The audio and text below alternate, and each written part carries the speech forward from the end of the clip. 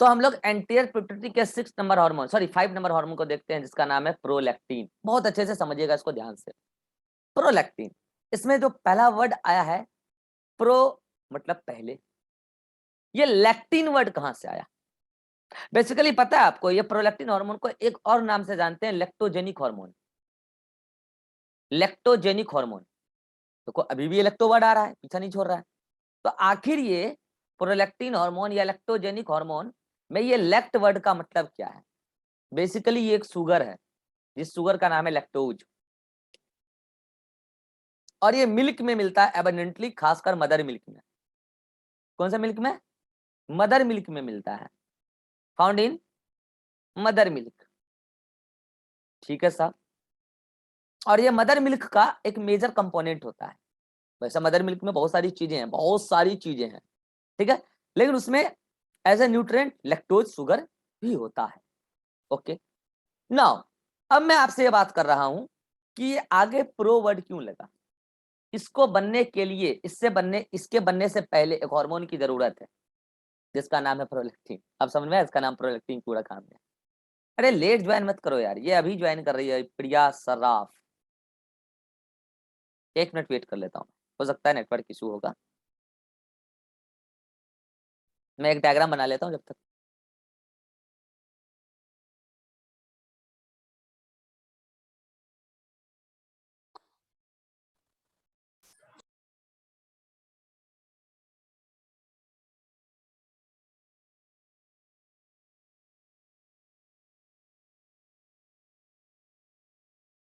आगे सभी लोग,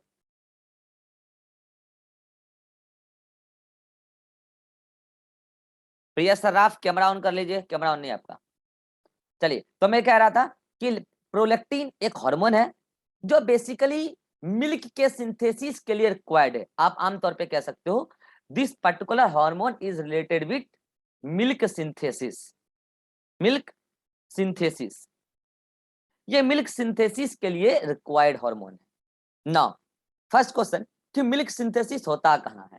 देखो भैया, मिल्क सिंथेसिस मैमल्स के मेमरी ग्लैंड में होता है। कहां बोला मैंने? मैमल्स के मेमरी ग्लैंड, मेमरी ग्लैंड में होता है। बट क्वेश्चन ये है कि मेमरी ग्लैंड तो मेल के पास भी है और मेमरी ग्लैंड तो फीमेल के पास भी है। भाई इतना लेट क्यों ज्वाइन कर रहे हैं ये लोग? ऐसे नहीं चलता है क्लास।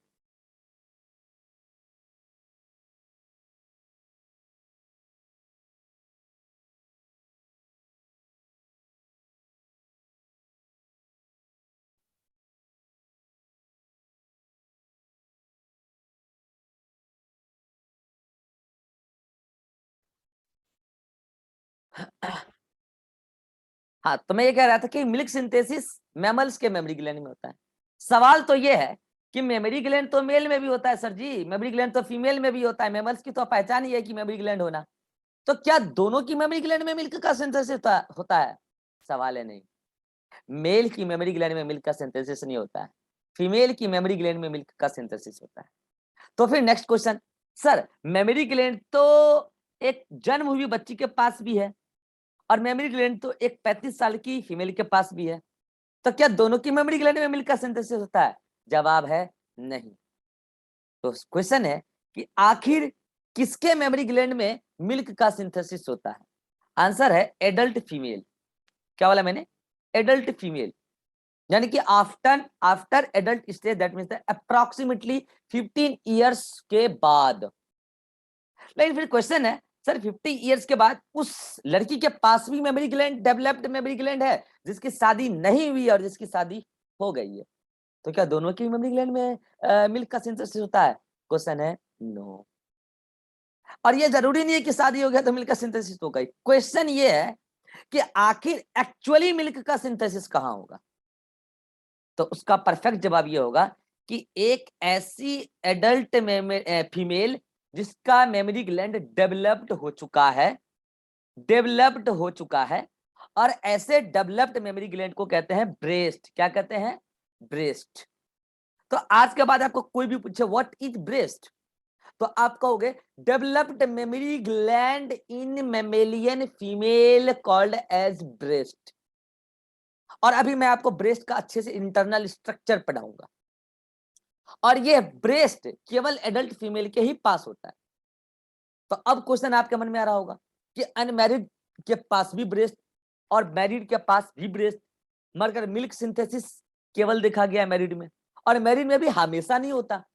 तो आखिर मिल्क सिंथेसिस के पीछे का क्या कंपलसरी रोल है? तो सुना ध्यान से। पहली बात कि ब्रेस्ट होना, मेमोरी ग्लैंड होना चाहिए डेवलप्ड, तब वो कहलाता है ब्रेस्ट।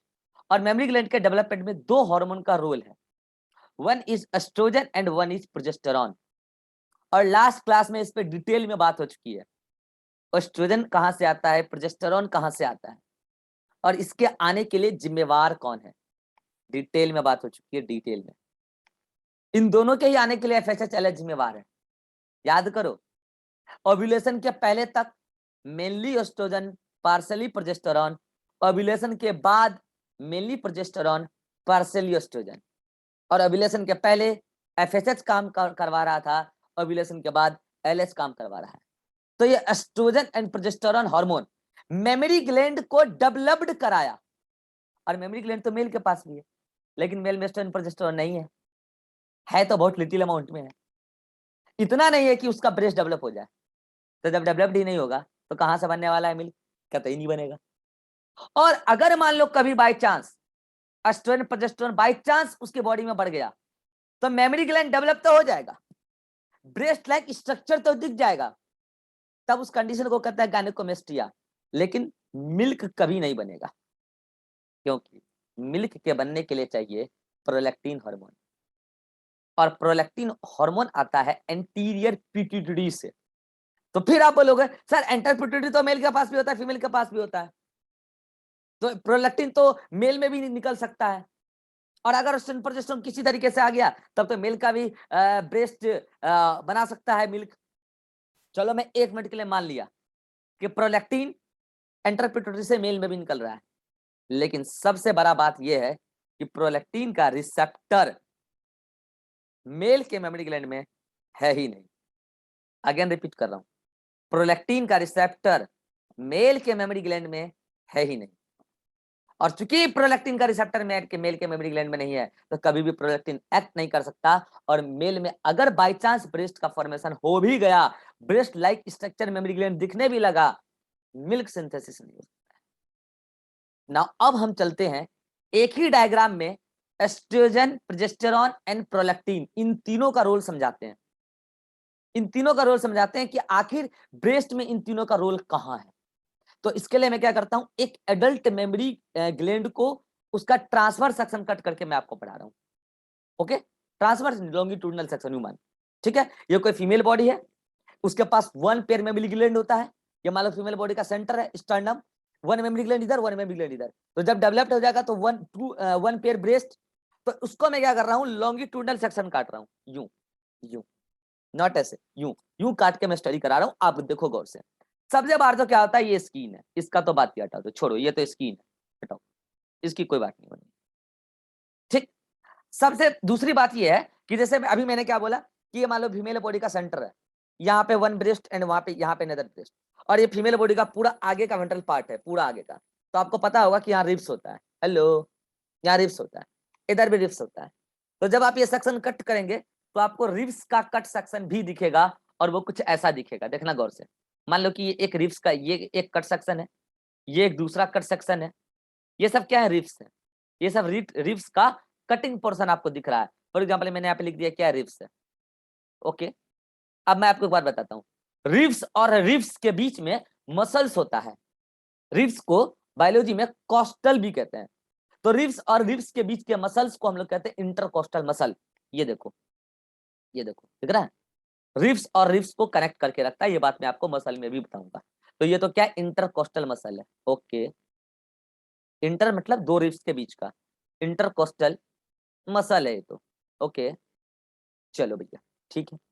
अब यहां से यही इंटरकोस्टल मसल धीरे धीरे आगे की तरफ बल्ज आउट होने लगता है, और उसके सहारे स्किन आगे बढ़ता है, कुछ फैट आगे बढ़ता है, और कुछ टिश्यूज आगे चल के ट्यूब और बैलून बनाने लगते हैं, और finally memory gland bulge out हो जाता है, उसी को ब्रेस्ट करने लगते हैं। और इन पूरी रोल में, इन पूरी प्रक्रिया में दो हार्मोन का रोल रहा, एक तो एस्ट्रोजन का और एक प्रोजेस्टेरॉन का। अब मैं आपको समझा रहा हूं कि एस्ट्रोजन ने क्या किया और प्रोजेस्टेरॉन ने क्या किया। आप देखो, ये मेमोरी ग्लैंड का जो बल्ज आउट पार्ट है यही पूरा ब्रेस्ट कहलाता है, यहां से लेके यहां तक यही पूरा ब्रेस्ट है। Bulge out part of mammary gland after their fully development called as breast. उसका सबसे बाहर पार्ट सबसे ज्यादा बल्ज आउट होता है, उसको कहते हैं निपल। ये निपल है, ठीक है भाई साहब, ये तो निपल। इसका क्या रोल है समझा रहा हूं। जब आप एक फुल्ली डेवलप्ड मेमोरी ग्लैंड को गौर से देखेंगे तो आपको यह दिखेगा कि निपल के आसपास यहां की स्किन डार्क हो जाती है, और ये डेवलपमेंट कंप्लीट होने के बाद दिखेगा ये पूरा डार्क हो जाता है, ठीक है। इसको बोलते हैं मेमोरी एलियोरा। एलियोरा इसका कोई रोल है नहीं वैसे, ठीक है। एलियोरा, एलियोरा लेयर या एलियोरा मेम्ब्रेन कहते हैं, इसका कोई खास रोल नहीं है। कहा जाता है कि यहाँ पे मेलेनिन पिगमेंट का डिपोजिशन ज्यादा है। तो कहे ये क्यों है भाई, सभी फीमेल में देखा गया ह्यूमन में। तो कहते हैं कि पहले इंसान सभ्य नहीं हुआ करता था, पहले इंसान कपड़े नहीं पहनता था, तो यहाँ पे मेलेनिन पिगमेंट का डिपोजिशन ज्यादा होने से, आपको मैंने बताया मेलेनिन सनलाइट को एब्जॉर्ब करता है। तो पहले फीमेल भी कपड़े नहीं पहनती थे, संस्कार सभ्य सभ्य नाम का कोई चीज नहीं था। तो मेमोरी ग्लैंड का निप्पल सूख ना जाए, डेसिकेट ना हो जाए, इसके लिए वहां पे वो पिगमेंट उसको चारों ओर से सराउंड करके रखते थे, ताकि हमेशा मॉइस्चराइज्ड रहे, तो मिल्क का रिलीज आउट अच्छे से हो पाए। बस यही मकसद था, बाकी इसका कोई खास रोल है। अब चूंकि स्टार्टिंग से चलता आया है तो आज भी चलता आ रहा है मेमोरी एलोरा, ठीक है। चलो उसका कोई खास रोल नहीं। अब आओ अंदर, बाहर की तरफ तो पूरा स्किन ही स्किन है और उसके अंदर थोड़ा मसल्स है। अब उसके अंदर का जो पार्ट मुझे आपको दिखाना वो मैं आपको फोकस कर रहा हूं, ठीक है। आप गौर करना, यहां जहां पर ये वाला पार्ट है निप्पल, यहां पे लगभग लगभग आप अगर मैं बीइंग अ बायोलॉजिस्ट स्टडी करोगे तो आपको यहाँ पे कई सारे पोर दिखेंगे। क्या दिखेंगे, ये पोर है, पोर यानी कि ओपनिंग्स। क्या दिखेंगे भाई, ओपनिंग्स, ओके। और ये सारे ओपनिंग्स को अगर आप डिटेल में देखोगे कि ओपनिंग्स आ कहां से रही है, तो आपको पता चलेगा ये हर ओपनिंग एक डक्ट का है। फॉर एग्जांपल ये एक डक्ट का अपना ओपनिंग, ये एक डक्ट। अरे भाई बीच में कौन आ रहा है यार, कितना टाइम हो गया बताओ, 3:13 हो गया, अभी आ रहा है, क्या समझ में आएगा इसको क्लास में। 3:13 में आप अगर अभी आ रहे हो तो क्या समझ में आएगा भाई आपको क्लास में, बताओ।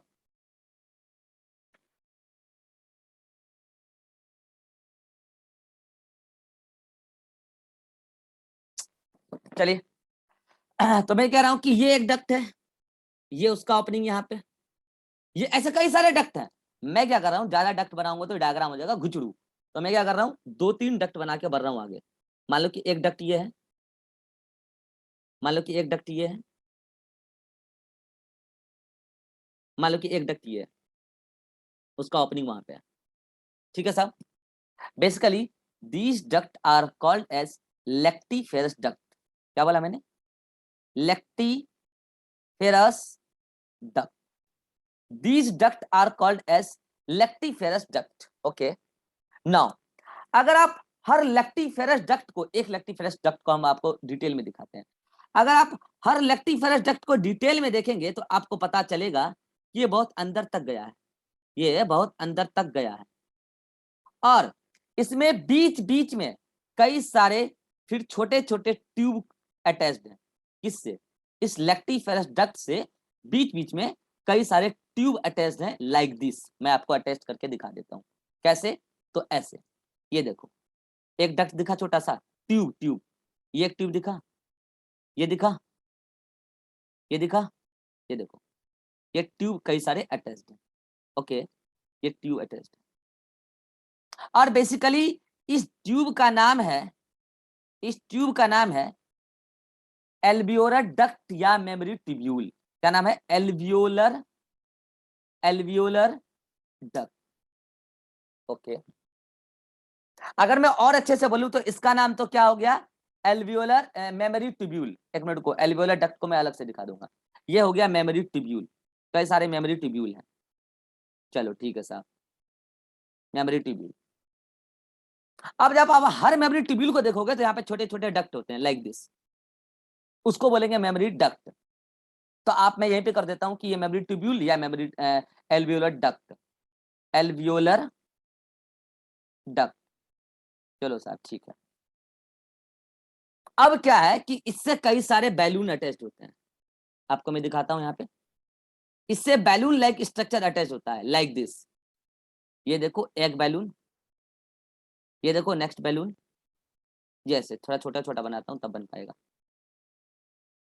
ये देखो बैलून लाइक स्ट्रक्चर दिख रहा है, बैलून लाइक स्ट्रक्चर। ये जो बैलून लाइक स्ट्रक्चर आप देख पा रहे हो, these are called as alveoli. इधर लास्ट में भी एक, these are called as alveoli, alveoli. और ये पूरा बैलून, ये पूरा बैलून ऐसे सराउंडेड होता है एक मेम्ब्रेन से। इसको तो आप क्या बोल दो, एक मिनट रुक जाओ, इसको तो आप क्या बोल दो, पूरे ऐसे ऐसे कई सारे जो मेम्ब्रेन से, ये क्या है मेम्ब्रेन है मान लो, इस पूरे को आप बोल दो एल्वियोलाई, और उसके अंदर एक एक बैलून को बोल दो एल्वियोलर सैक। इसको क्या बोल दो, एल्वियोलर सैक। और ये पूरा एल्वियोलाई, ठीक है। अब मैं आपको एक बात बता रहा हूं, अब आप सीक्वेंस देखो। एक्चुअल में मिल्क का सिंथेसिस हुआ यहाँ पे, कहाँ पे, इस एल्वियोलर सैक के अंदर, ठीक है। हर एल्वियोलर सैक में मिल्क का सिंथेसिस होता है, कैसे होता है बताऊंगा। मिल्क मिल्क बन के फिर मेमोरी ट्यूब्यूल के माध्यम से आता है इस ट्यूब में, ओके, इस ट्यूब में आता है, इस ट्यूब में आता है, इस ट्यूब में आता है। देन ये ट्यूब में मिल्क आने के बाद लेक्टिफेरस डक्ट में पहुंचता है। देन लेक्टिफेरस डक्ट से, ऐसे कई सारे लेक्टिफेरस डक्ट आ रहे हैं, लेक्टिफेरस डक्ट से निप्पल के पास आता है। अप्रोक्सीमेटली 10 to 12 डक्ट होता है, तो उस पे निप्पल पे 10 से 12 ओपनिंग होता है एक ब्रेस्ट में, और तब जाके सारा मिल्क बाहर इजेक्ट हो जाता है। मिल्क बाहर इजेक्ट हो गया, मान लो ये मिल्क है। अब मिल्क बना कैसे, मैं आपको ये भी सिखा दूंगा, don't worry. Question is that कि सर यहाँ पर प्रोजेस्टेरॉन और एस्ट्रोजन का क्या रोल है। हाँ यही तो समझना है। ये जो आप लाल घेरे में देख रहे हो, जिसको आप एल्वियोलाई कह रहे हो, इस पूरे एल्वियोलाई के डेवलपमेंट में रोल है प्रोजेस्टेरॉन का। किसका रोल है, प्रोजेस्टेरॉन का। और ये जो आप देख रहे हो ब्लू वाला डक्ट या ब्राउन वाला डक्ट, डक्ट वाला पार्ट, उसमें रोल है एस्ट्रोजन का। किसका रोल है, एस्ट्रोजन का। अब मुझे एक बात बताओ, जो जिस फीमेल की जिंदगी में आज पहला मेंस्ट्रुअल साइकिल आया है, समझाए थे उस दिन, तो उसके जीवन में पहला बार एफएसएच एलएच आया है, तो उसके जीवन में पहला बार प्रोजेस्टेरॉन और एस्ट्रोजन आएगा। थोड़ा सा एल्वियोलाई बना, थोड़ा सा डक्ट भरा, अगला महीना फिर menstrual cycle, FSH LH estrogen progesterone, फिर थोड़ा साइज बढ़ा, फिर थोड़ा साइज बढ़ा। तो जिस साल, जिस मंथ में फीमेल का पहला मेंस्ट्रुअल साइकिल आया है, उसके 5-6 साल बाद तक में उस फीमेल का मेमोरी ग्लैंड फुल्ली डेवलप्ड हो जाता है। इतना डेवलप्ड हो जाता है कि कल को अगर वो बेबी बर्थ कर दे तो उसका बेबी पूरी तरीके से मिल्क फीडिंग कर सकता है अपनी माँ के ब्रेस्ट से, इतना एल्वियोलाई हो जाता है। तो यानी कि मैं कह सकता हूं कि एक नॉर्मल हेल्दी फीमेल, जब वो उसका स्टार्ट होता है मेंस्ट्रुअल साइकिल, उसको कहते हैं मिनार्क। तो मिनार्क के 5-7 साल बाद फुल्ली डेवलपमेंट हो जाता है मेमोरी ग्लैंड का, जिसको आप ब्रेस्ट कहते हैं। मेमोरी ग्लैंड का डेवलपमेंट स्टार्ट होता है, जिसको आप ब्रेस्ट कहते हैं, ठीक है साहब। नाउ अब ये ब्रेस्ट बन गया तो क्या मिल्क बनना शुरू हो जाएगा, नहीं, क्योंकि यहीं पर मिल्क सिंथेसिस में ही रोल है प्रोलैक्टिन का। किसका रोल है, प्रोलैक्टिन का। तो उसके लिए मैं क्या कर रहा हूं, ये जो पूरा पार्ट है एल्वियोलाई, इसको मैं साइड में यहां पे बना रहा हूं, एल्वियोलाई का ट्रांसफर सेक्शन साइड में बना रहा हूं, आपको मिल्क सिंथेसिस पता चलेगा। ये एल्वियोलाई है।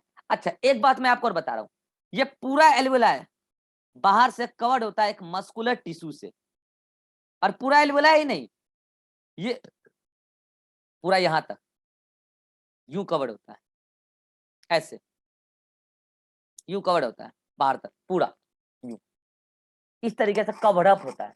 और इसका नाम है बेसिकली मायो एपिथीलियम। क्या नाम है इसका, मायो मतलब मसल, मायो एपिथीलियम लेयर। यानी कि मैं चाहूं तो यहाँ पे एक और लेयर बना दूं उसके बाहर, येलो के बाहर, मायो एपिथीलियम को भी तो दिखाऊंगा ना ट्रांसफर सेक्शन में, ये मायो एपिथीलियम, उसके बाद वो ब्रेस्ट का लेयर, और ये जो ब्रेस्ट का सेल है ये कई सारे यूं यूं ऐसे ऐसे मल्टी लेयर्ड कई सारे सिंपल स्क्वेमस एपिथेलियम का बना होता है। किसका बना होता है लिख देता हूं मैं, these are simple squamous epithelium. Simple squamous, squamous होता है फ्लैट, इस टाइप का cell, simple squamous epithelium multilayered. तो मल्टीलाइड है तो सिंपल मत बोलो, यूं बोलो स्ट्रेटिफाइड। स्ट्रेटिफाइड का मतलब होता है मल्टीलेयर्ड, स्ट्रेटिफाइड स्क्वेमस एपिथेलियम का बना हुआ है। सॉरी स्क्वेमस नहीं, क्यूबॉइडल होता है, ऐसे cube like this, stratified cuboidal epithelium का बना होता है। क्यूब जैसे क्यूब होता है, क्यूब ऐसे, ठीक। मल्टीलेयर है तो स्ट्रेटिफाइड बोला। अच्छा उसके बाहर क्या है, मायो एपिथेलियम है। ये क्या है, मायो एपिथेलियम। अब क्या होता है सुनना ध्यान से, अब मैं आपको कहानी सुना रहा हूं कि मिल्क का सिंथेसिस कहां होगा। मिल्क का सिंथेसिस के अंदर होगा, अभी मिल्क नहीं बना है। मतलब यूं समझ लो किसी फीमेल की जिंदगी में आज तक वो कभी मिल्क अपने ब्रेस्ट से बनाई नहीं। अब मैं उस फीमेल का बात कर रहा हूं, सुना ध्यान से, ये सारी बातें लास्ट क्लास से कनेक्ट करूंगा मैं, जो ऑफलाइन में हुआ था। आज फीमेल का बर्थ हुआ, हैप्पी बर्थडे, आज उसका पहला दिन है जिंदगी में, जिंदगी का 1 साल पूरा, बर्थडे का पहला केक कटा, अगेन हैप्पी बर्थडे। अब ये बर्थडे चलता रहेगा चलता रहेगा, 13-14 साल केक कट गया, अब वो फीमेल प्यूबर्टी एटेन को आ रही है, धीरे धीरे प्यूबर्टी में आएगी। लेकिन इसका मतलब नहीं कि जिस दिन प्यूबर्टी एक डेट लिखा हुआ है कि आज वो प्यूबर्टी अटेंड कर ली और बाल्टी भर के एफएसएच एलएच आ गया, ऐसा नहीं होता है। धीरे धीरे धीरे धीरे धीरे धीरे एफएसएच आना शुरू हुआ, एलएच आना शुरू हुआ, और एक दिन इतना आ गया कि फीमेल की जिंदगी में पहला बार ब्लीडिंग हुआ। मुबारक हो जी, मेंस्ट्रुअल साइकिल स्टार्ट हो गया है, जैसे सिखा चुका हूँ लास्ट क्लास में। अब जब मेंस्ट्रुअल साइकिल स्टार्ट हुआ तो इस दौरान एस्ट्रोजन प्रोजेस्टेरोन भी आया होगा, बिल्कुल आया होगा, और एस्ट्रोजन प्रोजेस्टेरोन ने अपना पूरा काम करना शुरू कर दिया। और सपोज करो 5-6 साल में पूरी तरीके से एल्वेलाई भी बन गया, डक्ट भी बन गया, और ऐसे कई सारे एल्वेलाई इसके अंदर, कई सारे मतलब लगभग 10 to 12 के आसपास, और इतने डक्ट हैं। और उसके बीच बीच में क्या भरा हुआ है, फैट मॉलिक्यूल भरा हुआ है, फैट, फैट का डिपोजिशन है, कोलेस्टेरॉल वगैरह का, एल्वेला एल्वेला के बीच का गैप फैट से भरा हुआ है। ओके नाउ अब क्या हुआ, उसके जिंदगी में प्रोलैक्टिन कब आएगा, सवाल ये। तो देखो साहब, प्रोलैक्टिन तो तब आएगा जब वो प्रेगनेंसी कंसीव करेगी। इसलिए मैं कह रहा था कि प्रोलैक्टिन मेल में नहीं आ सकता है, कतई नहीं। फिर मैंने कहा चलो मान लिया एक समय के लिए आ भी गया तो उसका रिसेप्टर नहीं। पहली बात तो प्रोलैक्टिन मेल में आएगा ही नहीं, क्यों नहीं आएगा अब मैं आपको बताता हूँ। एक नॉर्मल फीमेल के ब्लड कंपोजिशन को मैं अभी चेक करूंगा, प्रोलैक्टिन नहीं मिलेगा। हेलो, मैं रिपीट कर रहा हूँ, एक नॉर्मल फीमेल को मैं अगर उसका ब्लड कंपोजिशन चेक कर लूंगा तो उसका ब्लड में प्रोलैक्टिन नहीं मिलेगा। एंटर पिट्यूटरी के सारे हार्मोन मिल जाएंगे, प्रोलैक्टिन नहीं मिलेगा। काहे नहीं मिलेगा, क्योंकि वो फीमेल अभी प्रेग्नेंट नहीं है। तो सवाल है कि प्रेगनेंसी से कैसे लेने देना है प्रोलैक्टिन का। सुनना ध्यान से, जब फीमेल प्रेग्नेंट हुई, प्रेगनेंसी हो गया, कैसे हुआ 12th में पढ़ोगे आप, तो प्लेसेंटा का फॉर्मेशन होता है। आज प्रेग्नेंट फर्टिलाइजेशन हुआ तो उसके 2.5-3 महीने के बाद प्लेसेंटा बन जाता है, और प्लेसेंटा से वैरायटी ऑफ हार्मोन आता है जो आप 12th में पढ़ोगे। उस वैरायटी ऑफ हार्मोन में एक हार्मोन का नाम है एचपीएल। क्या नाम बोला, बीपीएल नहीं है, ये एचपीएल है। बीपीएल का मतलब होता है बिलो पुअर्टी लेवल, एचपीएल का मतलब होता है हायर पुअर्टी लेवल। ये अमीर गरीब नहीं है, ये हार्मोन है, human placental lactogen, human placental, placenta से आने वाला लैक्टोजन नाम ही इसका, मतलब लैक्टोजन प्रोलैक्टिन से रिलेटेड है। तो ये हार्मोन कहां से आया, प्लासेंटा से। कहां से आया, मैं साइड में लिख रहा हूं, ये आया प्लासेंटा से। ये जाके एक्ट किया हाइपोथैलेमस पे। कहां एक्ट किया साहब, हाइपोथैलेमस पे। हाइपोथैलेमस को बुला रहे हो आए थे, हाइपोथैलेमस, फीमेल प्रेग्नेंट हो गई है, तो हाइपोथैलेमस को तो पता है कि फीमेल प्रेग्नेंट हुई है तो कल को इसका डिलीवरी होगा, बेबी डिलीवर होगा, पार्चुरेशन होगा, बच्चा आएगा, उसको स्टार्टिंग में मिल्क चाहिए, मिल्क फीडिंग, तो उसके पहले मिल्क बनवा के रखना पड़ेगा। जिस दिन भोज होता है उस दिन घर में खाना बनवाते हो, पहले से बनवाते हो, 15-20 दिन पहले से कार्यक्रम शुरू हो जाता है, मिठाई बनाओ, जलेबी बनाओ, क्या क्या बना के रखना है। तो बच्चा आने वाला, बच्चा आने का 1.5 महीना पहले मिल्क सिंथेसिस शुरू हो जाता है। कैसे, 1.5 महीना पहले ही एचपीएल बोलने लगता है उस हाइपोथैलेमस को, साहब वहां वहां देखो प्रेगनेंसी हो गया। तो हाइपोथैलेमस ने रिलीज किया पीआरएल। क्या रिलीज किया, पीआरएल, प्रोलैक्टिन रिलीजिंग हार्मोन। कहां से आया, ये हाइपोथैलेमस से, और ये जाके एक्ट किया एंटीरियर पिट्यूटरी पे। किस पे एक्ट किया, एंटर पिट्यूटरी पे। तब जाके एंटरपिट्यूटरी ने रिलीज किया प्रोलैक्टिन। कहानी सुना रहा हूं फिर से। प्रेगनेंसी हुआ, प्रेगनेंसी होने के बाद आया एचपीएल प्लेसेंटा से। प्लेसेंटा तभी बनता है जब प्रेगनेंसी होता है। एचपीएल एक्ट किया हाइपोथैलेमस पे, हाइपोथैलेमस ने रिलीज किया प्रोलैक्टिन रिलीजिंग हार्मोन पीआरएल, वो एक्ट किया एंटरपिट्यूटरी पे तो उसने रिलीज किया प्रोलैक्टिन। अब ये प्रोलैक्टिन ब्लड के माध्यम से डायरेक्ट पहुंचता है इस एल्वुलाई के अंदर, और इसके हर स्ट्रेटिफाइड क्यूबाइडल एपिथेलियम पे उसका रिसेप्टर लगा होता है। यानी कि स्ट्रेटिफाइड क्यूबाइडल एपिथेलियम पे एक्ट कौन कर गया? अब प्रोलैक्टिन एक्ट कर गया, उसका रिसेप्टर वहीं पे था। उससे पहले एस्ट्रोजन प्रोजेस्टेरोन ने अपना काम कर दिया है। याद करो, फीमेल 13-14 साल की हुई तब से अगले 5-7 साल तक उन्होंने काम कर लिया अपना। ठीक ठीक है साहब। अब प्रोलैक्टिन ने अपना काम किया। क्या किया प्रोलैक्टिन? इस स्ट्रेटिफाइड क्यूबाइडल एपिथेलियम पे जब एक्ट किया तो इस सारे जो क्यूब वाले सेल थे, क्यूब जैसे क्यूब था नहीं, क्यूब, अब वो क्यूब कॉलम बन गया, मतलब कुल मिला के उसका साइज बढ़ गया। तो सारे के सारे सेल यानी कि स्ट्रेटिफाइड मतलब मल्टीलेयर, स्ट्रेटिफाइड क्यूबॉइडल एपिथेलियम अब स्ट्रेटिफाइड कोलुमनार एपिथेलियम में कन्वर्ट हो गए। लंबे लंबे सेल बन गए, लाइक दिस, ऐसे ऐसे लंबे लंबे सेल बन गए। ओके, अब क्या होता है, ये जो सेल है कौन? स्ट्रेटिफाइड कोलुमनार एपिथेलियम, ये सेल एपोक्राइन इन नेचर होता है। एपोक्राइन नेचर का मतलब क्या होता है, आइए उसको समझाते हैं। एपो का मतलब होता है किनारा, क्राइन का मतलब होता है ब्रेकिंग नेचर, यानी कि ये सेल अपने ही किनारे को तोड़ लेता है, काट लेता है, ऐसे काट के फिर ये अगेन अपना किनारा बढ़ाता है, फिर काटता है, ऐसे। और पता है इस दौरान जब प्रोलैक्टिन ने इस पे एक्ट किया तो बताओ क्या ये इस पर्टिकुलर सेल के मेटाबॉलिज्म को छेड़ किया होगा? अरे छेड़ क्या, छाड़ भी किया होगा, छेड़छाड़ दोनों किया होगा। और उसकी मेटाबॉलिज्म को छेड़ के उस सेल के अंदर हाईली स्पेसिफिक केमिकल का फॉर्मेशन स्टिमुलेट किया होगा, और वो होगा एंटीबॉडी, प्रोटीन, शुगर, ये इलेक्ट्रो शुगर, कई सारे vitamins, other minerals, variety of antibody, जिसमें किसी एक खास प्रकार का एंटीबॉडी होता है जिसका नाम है आईजीए एंटीबॉडी। कई प्रकार के एंटीबॉडी, आईजीजी एंटीबॉडी भी होता है, आईजीए भी होता है, कई सारे एंटीबॉडी, मिल्क में आईजीए एंटीबॉडी मेनली, और कई सारे विटामिन, प्रोटीन, शुगर, लिपिड भी थोड़ा बहुत, ये सब इस सेल के किनारे में जमा हो जाता है, लाइक दिस। ये पिंक कलर का, गुलाबी कलर का जमा हो गया। अब सेल ने क्या किया, अपने किनारे को तोड़ दिया। तो मुझे बताओ सेल का किनारा टूटने के बाद कहां जाके जमा होगा? एल्वुलाई के सेंटर पे जाके जमा होगा।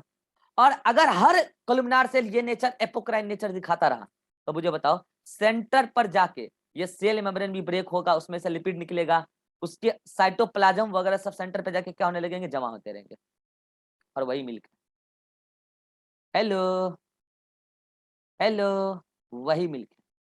तो सुन लीजिए वेजिटेरियन लोग, पाखंडियों, मिल्क भी नॉन वेज है। नॉन वेज का क्या क्राइटेरिया है? यही ना कि किसी लिविंग को मारना नहीं है। आपको पता है ऐसा करते करते एक दिन ये टिश्यू मर जाएगी। और जो लोग ये कहते हैं ना कि मैंने आज तक किसी का हत्या नहीं किया, आपको पता ही नहीं है, अगर आप जिंदगी जी रहे हैं तो आपने जीवन में सबसे पहला हत्या अपने माँ का ही किया है, और आप अपने जिंदगी पाने के पहले माँ का हत्या शुरू कर दिए थे अकॉर्डिंग टू बायोलॉजी। तो आप तो अभी तो नॉन वेजिटेरियन ही हुए, माँ का तो दूध पिए होगे कम से कम, माँ का तो दूध हर कोई पिया है, तो आप तो जिंदगी का पहला नॉन वेज वहीं पे खा लिया आप। तो अब आप क्या कर रहे हो, मदर का मिल्क बन गया यहाँ पे, बन बन के जमा है। अब पता है ये काम कब होता है? ये आ जाता है प्रेगनेंसी कंप्लीट होने के 1.5 महीना पहले ही, मतलब प्रेगनेंसी के 7.5वें महीने में आना शुरू हो जाता है। 8वें महीने से तो दूध बनने लगता है बढ़िया से। अब 1 महीना दूध बन बन के यहाँ स्टोर हुआ, ठीक है, बन बन के यहाँ स्टोर हुआ, यहीं तक बस एल्वुलाई में स्टोर हुआ। अब बताओ इस दौरान क्या हुआ है? मुझे बताओ जो बगल वाले सेल होंगे, जैसे कि ये वाला किनारा वाला सेल, ये वाला नहीं टूटा, तो मुझे एक बात बताओ, किनारे किनारे वाले सेल तो अपने आप को मॉडिफाई नहीं कर पाए, अंदर वाले कर पाए। तो किनारे वाले सेल अंदर में जो मिल्क बन रहा है, क्या उसका वाटर को एब्जॉर्ब करने लगेंगे? बिल्कुल करने लगेंगे। तो एक तरीके से क्या होने लगेगा, मिल्क कंसंट्रेट होने लगेगा। 1.5 महीना तक मिल्क बन के वहीं पे है, तो बगल वाले सेल से उसका ऑस्मोसिस चलने लगेगा, मिल्क गाढ़ा हो जाएगा। और उसमें एंटीबॉडी IgA की एबंडेंस मात्रा होगी, बहुत ज्यादा होगी IgA एंटीबॉडी, और वो येलो कलर देता है एंटीबॉडी। तो पता है कारण क्या होगा? एकदम गहरा मिल्क, जैसे ही बर्थ होगा बेबी का, जब वो मिल्क फीडिंग स्टार्ट करेगा तो एकदम गहरा मिल्क सबसे पहले वो पिएगा, जिसका नाम है कोलेस्ट्रम, जिसका नाम है कोलेस्ट्रम। और अगले 15-20 दिन तक मिल्क गहरा आएगा, और ये उस बच्चे के लिए अमृत है, ये उसको फिर मदर भी कभी नहीं दे पाएगी। इसलिए कहते हैं just after birth milk feeding is very essential, क्योंकि उसमें लपक के है ये एंटीबॉडी, जो बच्चे का इम्यूनिटी स्ट्रॉन्ग करेगा, तगड़ा इम्यूनिटी देगा, क्योंकि बच्चा का इम्यून सिस्टम अभी डेवलप नहीं हुआ है। ये है मिल्क सिंथेसिस का प्रोसेस, मैंने आपको समझाया है। तो मिल्क तो ऐसे बनता साहब, लेकिन मिल्क बन गया, मिल्क बाहर कैसे आएगा? बच्चा डिलीवर हो गया, बच्चा बाहर में इंतजार कर रहा है, मान लो बच्चा है, ये कौन है? ये बच्चा है, ये बच्चा है, बच्चा अभी उदास है, इसको मिल्क चाहिए, रो रहा है, ये बच्चा रो रहा है, इसको मिल्क चाहिए। अब ये बच्चा को मिल्क चाहिए तो इसको जाना पड़ेगा निप्पल के पास, बच्चा को निप्पल के पास तो आ गया। अब वो उसका इनहेरिटेंट टेंडेंसी है, मतलब जन्म से उसकी टेंडेंसी है कि उसको भूख चाहिए, तो वो निप्पल को सक करेगा। तो पहला एक्शन क्या होगा इस बच्चे का कि निप्पल सकिंग, ये निप्पल को सक करेगा। अब समझना ध्यान से, निप्पल के अंदर जो यहाँ पे स्किन है ना, उसमें न्यूरॉन्स लगे हुए हैं, और वो न्यूरॉन का कनेक्शन है हाइपोथैलेमस से। क्या कह रहा हूं? उस न्यूरॉन्स का कनेक्शन है हाइपोथैलेमस से। जैसे ही बच्चा निप्पल सक करेगा, पहला एक्शन, तो वहां के रिसेप्टर एक्टिवेट हो जाएंगे। वो जो नर्वस रिसेप्टर है, वो रिसेप्टर जाएगा हाइपोथैलेमस के पास, हाइपोथैलेमस बोलेगा बच्चा रो रहा है मिल्क के लिए। अब वो हाइपोथैलेमस रिलीज करेगा ऑक्सीटोसिन। क्या रिलीज करेगा? ऑक्सीटोसिन। और ऑक्सीटोसिन के रिसेप्टर होते हैं ये जो पूरा मायो एपिथेलियम है उसके ऊपर, ये रहा ऑक्सीटोसिन के रिसेप्टर। तो हाइपोथैलेमस ने क्या रिलीज किया बोलो? हाइपोथैलेमस ने रिलीज कर दिया ऑक्सीटोसिन। ऑक्सीटोसिन यहां जाके एक्ट किया, जैसा ही एक्ट किया मायो एपिथेलियम में हुआ कॉन्ट्रैक्शन, सारे बैलून पिचक गए। पिचक गए, फटके फटे नहीं है। अरे फिर से कह रहा हूं, आप अपने घर में बैलून को फाड़ने का मतलब होता है सुई भोग के फाड़ दो, पिचक गया तो दोबारा फूल सकता है। ये मैं बोल रहा हूँ सारे बैलून पिचक गए, मतलब एल्विलाई प्रेस हुए। अब मुझे बताओ, अगर एल्विलाई प्रेस होंगे तो यहाँ पे मिल्क भरा हुआ था, हेलो, मिल्क कहाँ आएगा? इस डक्ट में, मेमोरी ट्यूब्यूल में, वहां से कहाँ आएगा? Lactiferous duct. और वो सारा मिल्क, सारे जितने भी लैक्टिफेरस डक्ट हैं उन सब से निप्पल को होते हुए बच्चे के माउथ में। बच्चा को मजा आया, अरे यार ये तो बड़ा काम का चीज है, इससे तो प्यास भी मिट रहा है और भूख भी मिट रहा है, क्योंकि उसको पानी भी नहीं पिलाना है अभी, उसी में मिल्क, उसी में फूड, उसी में वाटर सब है। बच्चा को लगा हाँ ये सही चीज है, अब इससे अपना जीवन चलेगा। तो बच्चे को समझ में क्या आया कि निप्पल को सक करेंगे तो रिसेप्टर एक्टिवेट होगा, हाइपोथैलेमस भेजेगा ऑक्सीटोसिन, तीसरा नंबर काम। और उसके बाद क्या होगा? मिल्क का इजेक्शन, चौथा नंबर काम, मिल्क इजेक्शन। तो बताओ, क्या मिल्क के इजेक्शन में ऑक्सीटोसिन का रोल है? बिल्कुल। क्या मिल्क के फॉर्मेशन में प्रोलैक्टिन का रोल है? बिल्कुल। तो मिल्क फॉर्मेशन या मिल्क सिंथेसाइजिंग हार्मोन कौन है? Prolactin. But milk ejecting hormone कौन है? ऑक्सीटोसिन। क्या कह रहा हूं फिर से, मिल्क इजेक्टिंग कौन है? ऑक्सीटोसिन। मिल्क फॉर्मिंग कौन है? प्रोलैक्टिन। और समझना, अब ये रिसेप्टर, टच रिसेप्टर तो खैर है ही, टच को लेकर बड़ा सेंसिटिव है। बच्चा थोड़ा सा भी टच किया मिल्क बाहर निकल जाएगा, बच्चा पिए ना पिए। और मैं आपको ये बताता हूँ, ये रिसेप्टर विदाउट टचिंग भी एक्टिवेट हो जाते हैं कई केसेस में। अगर उस माँ का बच्चा रो रहा है, पास कहीं ऐसी कमरों में जहां बच्चे को बंद कर दिया गया, माँ को बंद कर दिया गया दूसरे कमरे में, वो रिसेप्टर बिना टच के एक्टिवेट हो जाता है थ्रू इमोशन। और बिना टच के एक्टिवेट हुआ, बस एक्टिवेट ही तो होना था। हाइपोथैलेमस को समझ में आ जाता है कि रिलीज करना है ऑक्सीटोसिन। बेसिकली हाइपोथैलेमस इमोशंस को जो रेगुलेट करता है ना, तो हाइपोथैलेमस ही ऐसा मान लेता है कि वो रिसेप्टर एक्टिवेट हो गया है इमोशन से। और बच्चा टच भी नहीं किया, बस बच्चा रोया है, इमोशन जागा मदर का, मिल्क इजेक्टिंग। यानी इसीलिए ऑक्सीटोसिन को कहते हैं milk ejecting hormone, love hormone. क्यों लव हार्मोन? बच्चे से इतना प्यार मोहब्बत है कि बच्चा टच भी नहीं किया। इवन तो कई बार ऐसा होता है कि माँ कहीं गई है काम से, बच्चे को किसी के पास छोड़ के, और माँ लौट नहीं पाई समय पर, माँ को इतना घबराहट हो रहा है मेरा बच्चा रो रहा होगा, ये सोच के कि मेरा बच्चा को भूख लग गया होगा, ये सोच के मिल्क इजेक्ट हो जाता है। और सोचो कितना ज्यादा इमोशनल इफेक्ट है। इसलिए कहते हैं हाइपोथैलेमस इमोशनल ब्रेन है, इमोशन को रेगुलेट करता है वो। फाइनली मिल्क इजेक्शन में ऑक्सीटोसिन का रोल है। By contracting the myoepithelium. और मिल्क फॉर्मेशन में प्रोलैक्टिन का रोल है by converting stratified cuboidal into stratified columnar. अब इस दौरान प्रोजेस्टेरॉन और एस्ट्रोजन का क्या रोल है, वो पहले ही अपना रोल दिखा चुका है, पहले अपना रोल दिखा चुका है। अब मुझे एक बात बताओ, ये प्रक्रिया तब तक चलता रहेगा जब तक बच्चा निपल सक करेगा।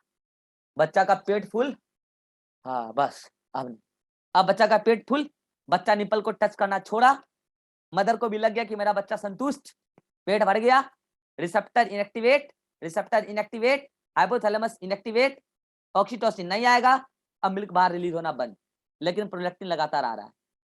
अब बोलोगे प्रेगनेंसी तो लगातार नहीं है, अरे भैया HPL इतना आ गया ना कि अगले 6 महीना तक PRL रिलीज करवाएगा। क्या कह रहा हूँ, HPL इतना आ गया कि अगले 6 महीना तक PRL रिलीज कराएगा, और अगले 6 महीना तक प्रोलैक्टिन आता रहेगा और मिल्क का सिंथेसिस होता रहेगा और ऑक्सीटोसिन निकालता रहेगा।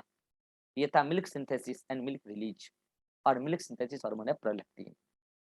इन सारी बातों को मैं कंक्लूड करता हूं अगले मीटिंग में। आइए मिलते हैं अगले मीटिंग में, मीटिंग समाप्त हो रहा है। आइए जल्दी से, आपका डाउट भी ले लेंगे अगले मीटिंग में, जल्दी से आइए।